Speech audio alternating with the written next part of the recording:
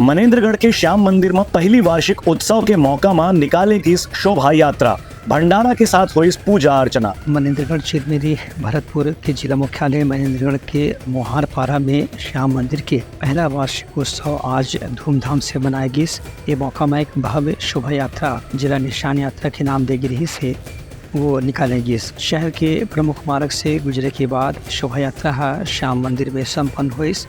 यहाँ श्रद्धालु मन जगह जगह शोभा यात्रा के स्वागत घनो करी। बता दें कि आज एक साल पहले श्याम मंदिर के प्राण प्रतिष्ठा करी गई रही से जिखा साल भर पूरा होए के खुशी के मौका में आज शोभा यात्रा निकालेगी। एमा पहला दिन बाबा के अलौकिक श्रृंगार आरती करेगी, संगे संग दूसरा दिन श्याम अखंड ज्योति पाठ के आयोजन करेगी। ये पूरा कार्यक्रम में श्रद्धालु मन बड़ संख्या में उत्साह के साथ में भाग लें। ब्यूरो रिपोर्ट उथलंगा न्यूज़।